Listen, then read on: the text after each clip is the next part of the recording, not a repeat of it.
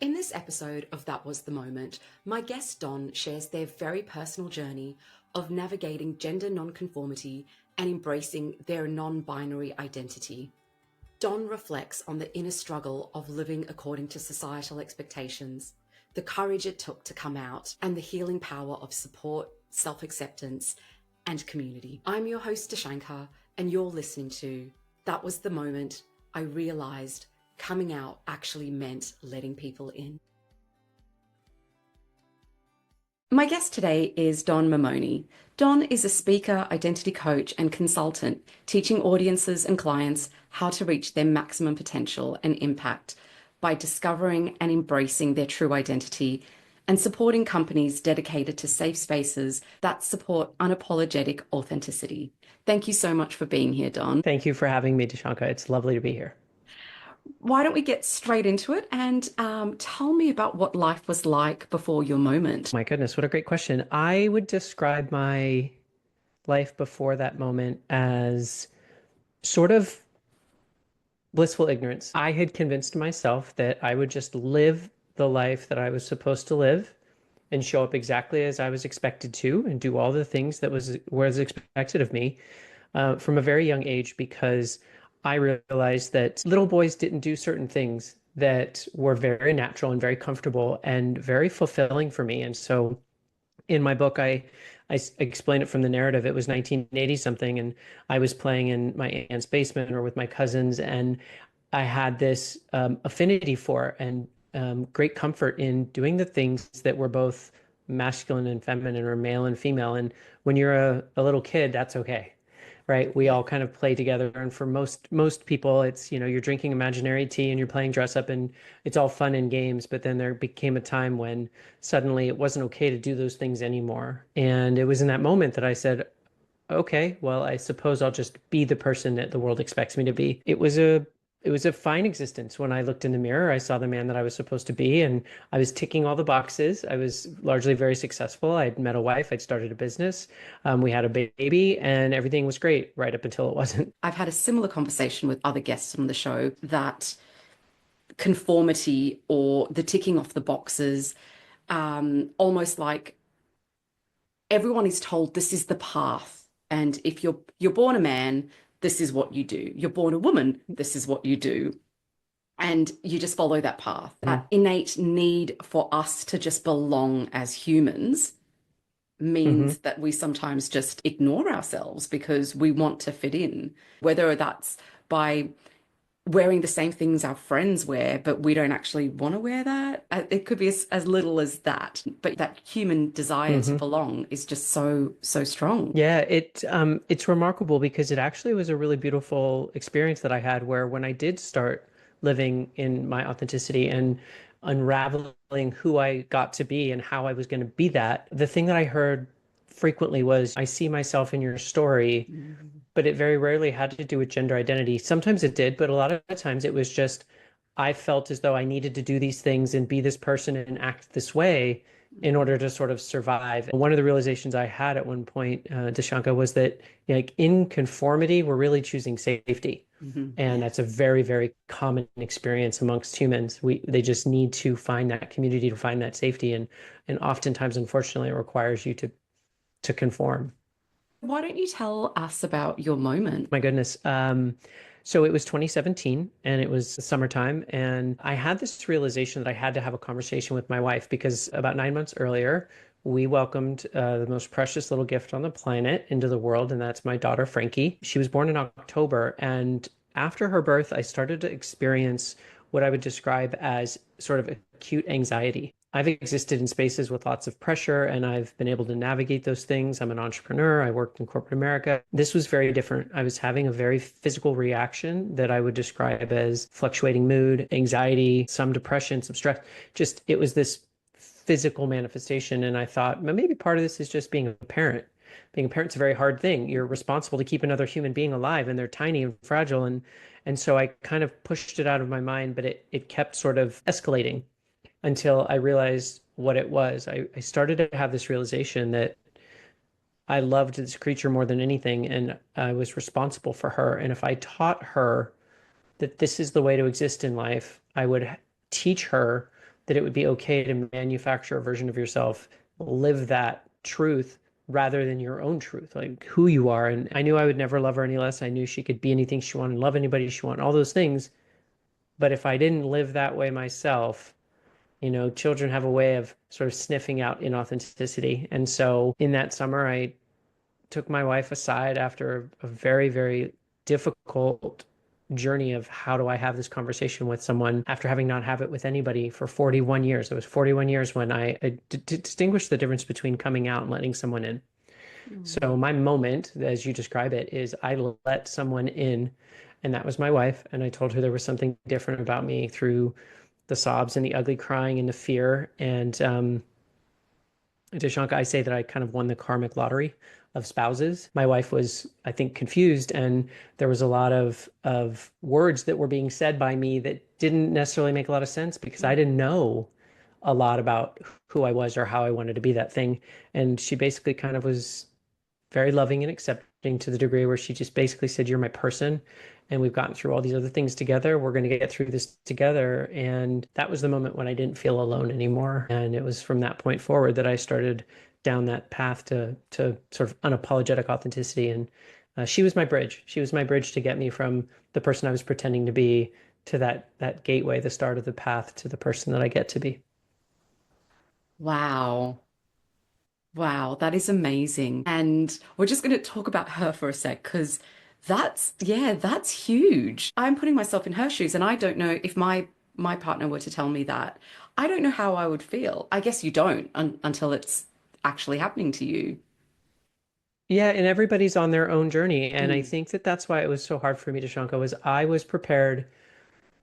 If you've ever played poker or really any kind of card game of chance or whatnot, is I went all in that moment, yeah. fully accepting and acknowledging that Emily had every right to say, I love you and I'll support you because she is a loving and caring human. And I never expected any Mm, type of hatred or vitriol or anything. I knew she would love me and I knew she would accept me, but whether or not she could choose to go on that journey with me, I think was one of the things that was the most intimidating. And she's proven herself to be the definition of unconditional love countless times. I've watched her with her family, with her friends. She is just one of the most outwardly accepting and encouraging and supportive people. And so, yeah, it wasn't immediate from a perspective of we knew exactly how it was going to go. She just, in that moment, reaffirmed her love for me and proclaiming on the journey and figuring out what it meant and what it looked like. And it was a bumpy road. Nothing was figured out immediately, but she was a rock star the entire journey by my side. I wrote about her and that she was willing to accept me before I was even able to mm. accept me, and that meant so much. How do you prepare for that conversation? I don't think you prepare for it, nor do I think you know how to do it or how it's going to go. It Mm, is an absolute leap of undeniable faith. Basically, the way I describe Emily and I's relationship is we're very comfortable. We have an ease and a flow. We work together, we play together, we're parents together. And what happened was I would keep committing to having the conversation with her, and I would keep chickening out. And it literally was like, hey, and there would be this long pause and I'd be like, let's go out to dinner tonight. Or did you pick up the dry cleaning? Or hey, do I need to run that errand? And it was basically I found a way to do it, and that's that I called her over the phone and I told her that I needed to talk to her. mhm. And in that moment, it was very obtuse for us. That was a very odd thing for me to do. We didn't really schedule time to chat. And so in that moment, she was like, "Are you okay?" And I said, yes. She's like, well, just talk to me. I'm like, well, I think it's better that we do it in person. And then she's like, now I'm really afraid. Now I'm really upset. I'm I, worried. I'm with her. I hate when people say that. No, I'll just talk to you when I see you. And then for the next however long, all these like really, really bad scenarios are going through my head. So I'm guessing she was the same. She was, and it was interesting because I want to say, and this is maybe a bit hyperbolic, but I want to say that like I've never done it before and I never did after. Like we just don't schedule Yeah. time to talk to each other. So Yeah. it was a very strategic move on my part because I knew once I'd planted that seed, she Hmm. would water it to the degree where she was going to be like, "What did you want to talk about?" And Yeah. Wouldn't she let wouldn't let go. me she wouldn't let me out of that moment. And so the preparation was really, I think, just the commitment and navigating the road to, they call it like when you arrive at the island, you have to burn the boats so that you can't retreat. Yeah. There was no retreating in that moment. Like she and I burned the boats together because she was going to stick with me and want to know what was on my heart or in my head that I needed to talk to her about. So the preparation, I think, was for me in my book. My dedication to Frankie is she was my reason why. Yeah. And she was my reason why I've done so many things, but she was the catalyst for me to say, I won't live this inauthentic life. And so I think the preparation is really rooted in unconditional self-love and acceptance that says you get to do the hard work. And for me, the first step of that hard work, the very first moment was to bring Emily in and help her understand and ask for her support. I mean, I think that's the other thing is it's an abject action of absolute vulnerability Yeah.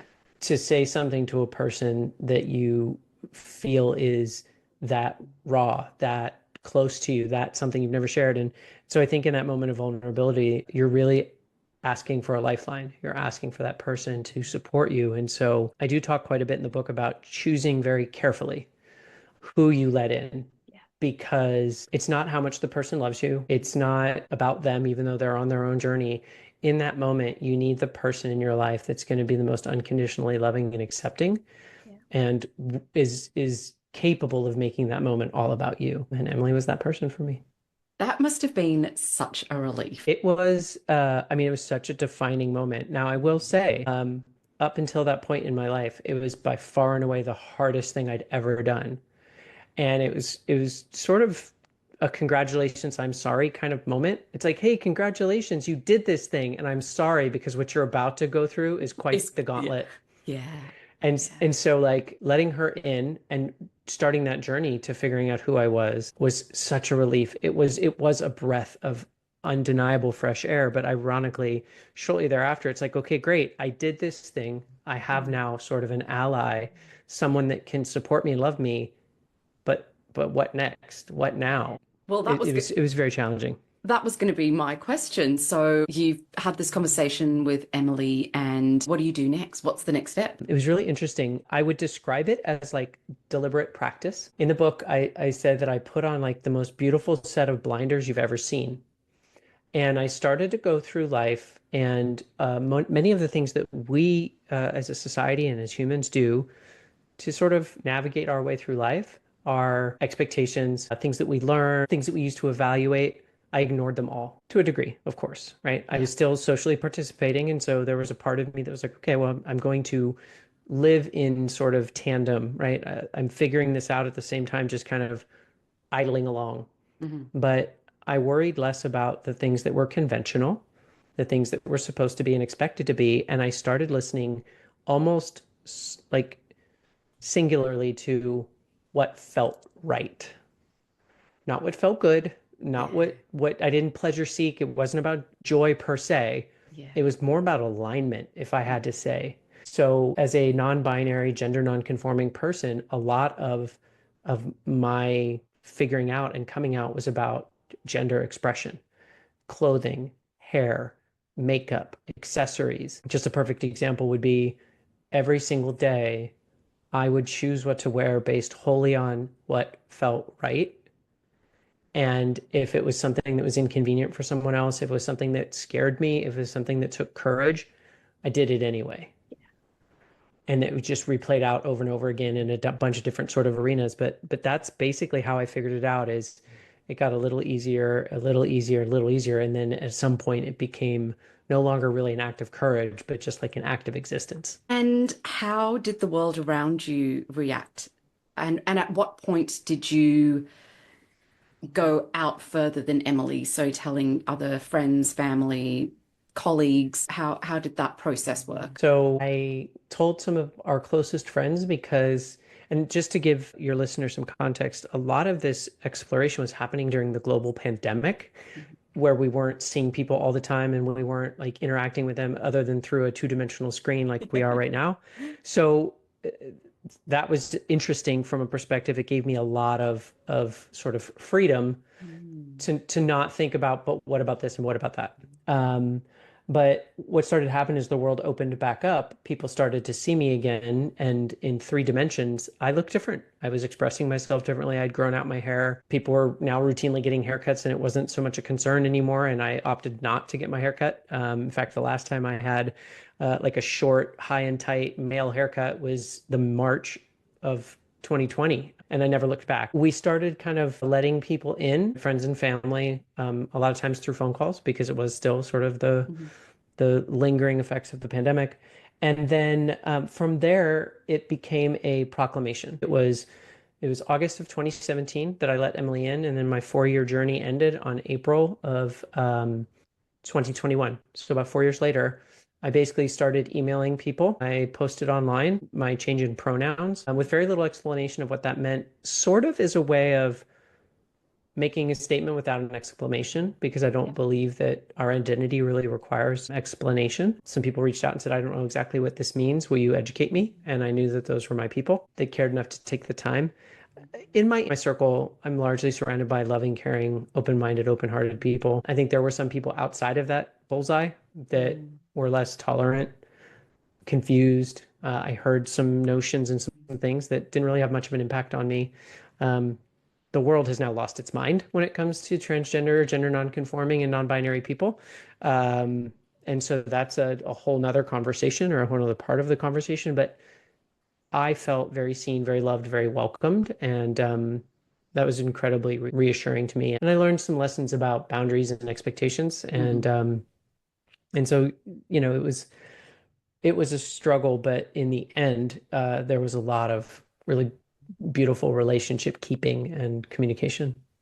That's wonderful. When you're in any kind of healing, and I'm calling this healing for you because you lived in this unhealed state for so many years, I think it's very normal to lose people that can't be with you on the next part of the journey, and that's okay. It's totally okay. And it's really interesting. I'd heard this, and it's probably a cliche, and it's been around. I was talking to my daughter about friends. She's 8.5, and a couple of friends have moved away because their parents got different jobs and all these types of things. And there's this explanation that relationships in your life are the parts of a tree, right? Sometimes you have leaves, sometimes you have branches, and sometimes you have roots. And one of the things that was really wonderful was I learned that some people that I thought might be leaves or branches were roots. Mm. And somewhat sadly, I think some people that were roots were actually leaves or branches. And I think that acceptance is the really critical part of that process. People do in fact in life come and go, and accepting the way that that sort of presents itself in your life is really important. So I think that's a beautiful statement that you've made there, that it's okay, it's acceptable, and we get to embrace it and learn from it and grow with it and all the things. I go through life thinking and feeling that everyone that comes into your life or everything that happens in your life, it's either for a reason, a season, or a lifetime. If you look at all your relationships in the past as well, they taught you something. And if they were short, they definitely taught you something. They were definitely reasons and there were lessons learnt from that. There is no point hanging on to dead leaves. You've just got to let those dead leaves drop. That's beautiful. And it reminds us of locus of control. I Mhm. think people cling so tightly, right? And like you're saying, if this leaf is falling off the tree and it's out of its season, if you sit there and cling to it, it also doesn't leave room in your life for the next whatever's to come. What's life like for you now since your moment? Oh, I gotta tell you, it's euphoric. So one of my most special moments was I told you that people started to see themselves in my story. So Mm. right away I realized that I wanted to take an opportunity to teach people about what it might be like and how they might be able to grow and learn through my experience. So I started speaking on stages about basically gender nonconformity and what the gender spectrum is, what identity is, and how people can create more welcoming and safer spaces for people that live outside the binary. And it was this beautiful feeling of, wow, people get it because they may not be in this exact arena of difference, but they've all felt that pressure to conform. My wife and I own a photography company, and I was helping with a project, and it's one of our biggest projects of the year, really very busy. And somebody came up to me, Deshanka, and said, hey, I need to talk to you. And this is somebody we had known over the years of doing these events. And I grabbed my camera and I followed her and I said, "How can I help you?" Thinking that she needed a photo or wanted to talk about the event. Well, I've been watching you on your journey and I'm in need of help. And it was in that moment that I realized I love the creative art of photography and I love capturing moments. And that's a passion of mine, and it always will be. But this is my purpose. Yeah. Living unapologetically, vulnerably, and somewhat ostentatiously, and having an unapologetic perspective about being exactly who you are everywhere you go, no matter who you're with, lit up this girl in a way that was like, I need help because I want to get where you're at about my own personal journey, but I don't know how. Mm. And we stayed up till all hours of the night once that event ended for that day. And I've been in touch with her. She supported me. I've supported her. And I realized in that moment, this is my purpose. The words that I use, and I know they sound maybe a little bit dramatic. I have a flair, if you don't know. I have quite the flair, but it's euphoric. Mm. It is Xanadu. It is, I mean, don't get me wrong. There's long days, there's hard times, there's emotional kind of ups and downs, but I am so much happier. And my wife, who's the interjector, I'm the orator, I'll be the one on the podcast, and she's the one who say the most insightful thing when you very much least expect it. She said to me one day into my journey, and she said, I just want you to understand something. And I went, uh-oh, lean in. Everybody lean in. Emily's going to say something really profound. She said, Don, ever since I knew you were a great person, but ever since you came out and started living authentically, you're a better everything. You're a better parent, spouse, client, employee, friend. Everything you do is better because you're living as who you are. And I thought, what a beautiful thing to notice about somebody that knew me as well as anybody ever had known me, right? And so it's it's part of why I know this is my purpose. If I can get more people onto this side of the line, even though I don't believe in binary things, if I can get them towards this end of the authentic identity spectrum, everybody's going to be so much more Yeah. joyful and fulfilled and happier, all the things. When talking about the person that came up to you to ask you for help, once you start living authentically, the people around you almost get a silent permission to do the same. You're absolutely not wrong. Like I have people at the end of a talk stick around and then they're like, "Hey, can I ask you a question?" And they ask me the question, and then like 4 minutes later, they're telling me something they swear they've never told anybody ever, that they start to cry, and it feels so good. And I think that it's because when you do expose your vulnerability and you're Mm-hmm. like, "Hey, listen, I don't have anything to hide," that person is immediately like, "Oh, okay. I think I'll try that too." I think you're 100% right about that. From my perspective, mine isn't about gender, but I worked in investment management for a long time. I became very masculine in my last life. I like to call it. I tried to conform to the environment around me, and that Mm-hmm. was living in London around middle-aged white men. And Mm-hmm. I'm not that. You But were a finance bro in your former life? I That's was a amazing. finance pro. Oh, I love Um, that.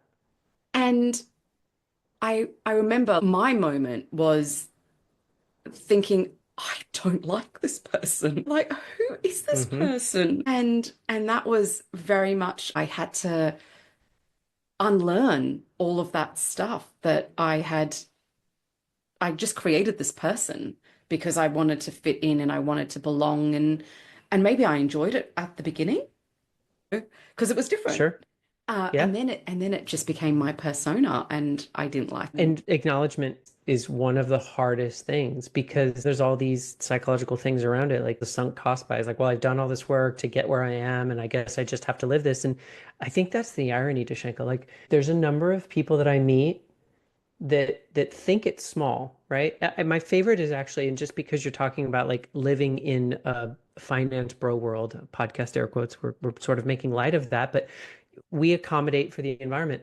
Yeah. The number of women that go into corporate America and either have to inflate something about themselves that's not authentic or tone down Yes. something that's like the number of times I've spoken at a lot of in a lot of spaces, and I ask the women frequently, how many of you in here have held back lowered your voice, Hmm. taken up less space so that you wouldn't be accused of being overly emotional, hysterical, worse yet, a bitch. Like Putting my hand up, every putting woman my in the hand room, up. Yeah. putting your hand up just like Yeah. every other woman. And it's remarkable to me that that's a parallel that I've been able to establish. It feels like, well, it's just what I get to do or have to do or should do or expected to do. And it's like, yeah, but think about how you're then fitting into a container that isn't made for you. It's Yeah. not built for you. It's uncomfortable. And you exist in that space for fear of insert list of consequences here.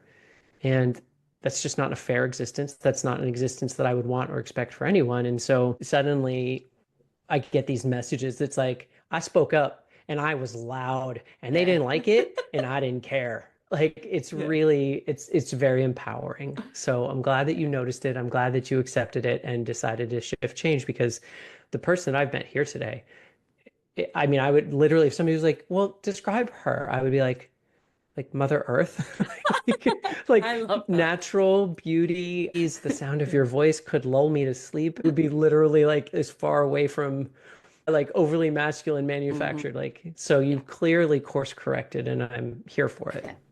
I think the other part of that as well is because we are all on our own journey, we have to get to that decision on our own. I would Hmm. have people in the finance world saying to me, you just don't suit being in this. And I would be like, I don't know what you mean. Of course I do. Like, I'm really good at my Hmm. job, but I had to get to that point where I couldn't keep doing it.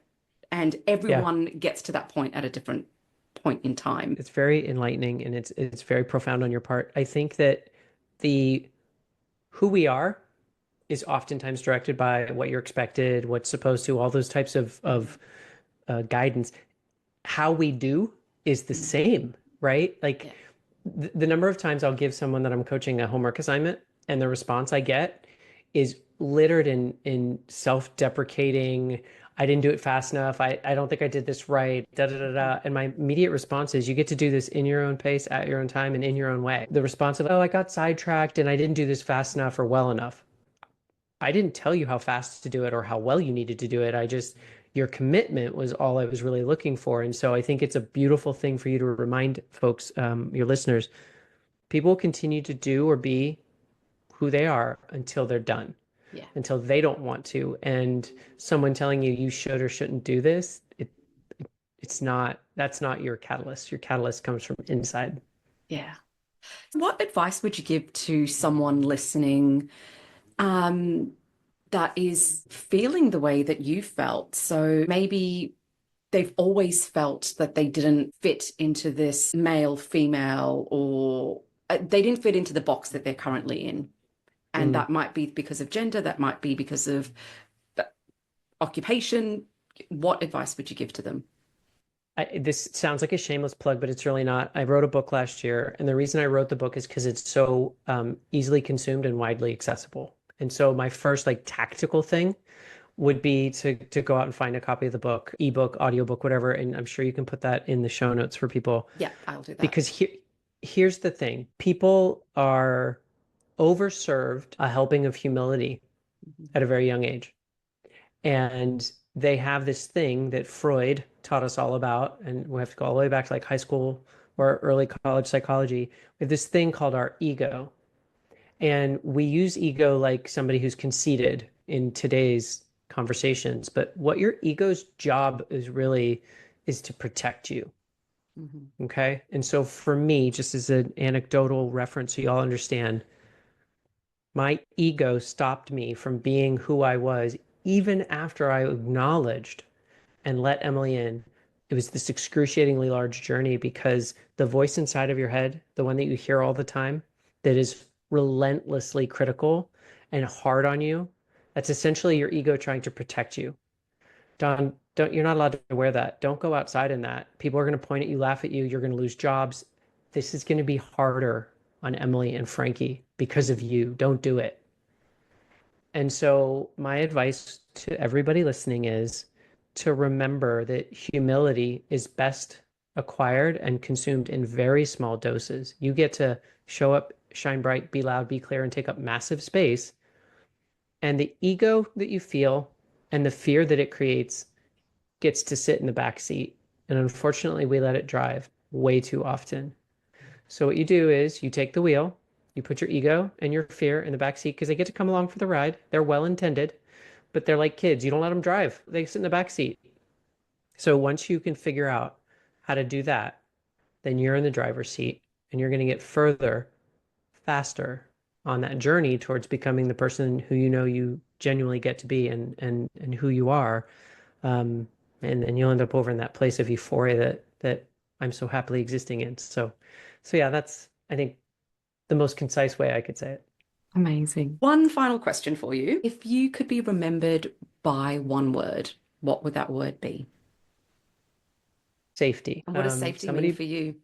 Somebody paid me one of the nicest compliments I've ever gotten was after a speaking engagement, and I spoke from the stage. It was kind of like the end of the conference. It was a keynote, and when I came off the stage, somebody was crying, and so we interacted. She asked me a couple of questions. I gave her a big hug, and I told her that I see her and I love her for everything she is and everything she's doing to create space and to create change in this world. And we cried together for a little bit. And she said to me, when you're up there on stage, I feel like you're speaking directly to me. And I feel like when we were down here on this floor with hundreds of people around us, that I'm the only person in the room and I've never felt safer. And I think that that's what I want. I want to be the courageous person that's so loving and so accepting that people can come to me and be that person for them that feels and finds safety. So that'd be my word. Oh, I love that. That is so beautiful. Thank you so much for your time today. And yes, I'm going to be putting all your contact details in the show notes so people can, have a look at your book or follow you on socials. So thank you so much. I've really enjoyed today's conversation, and I'm sure my listeners will too.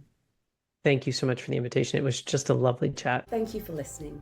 I hope today's conversation empowers you and inspires you to know that no matter your current situation, your life can change too. All it takes is a moment.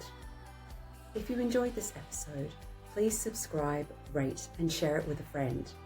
And if you would like to support the podcast, you can buy me a coffee at buymeacoffee.com/that was the moment. Until next time, be present in each moment, because you never know when your moment will come, or when you have the gift of being a moment for someone else. Take care.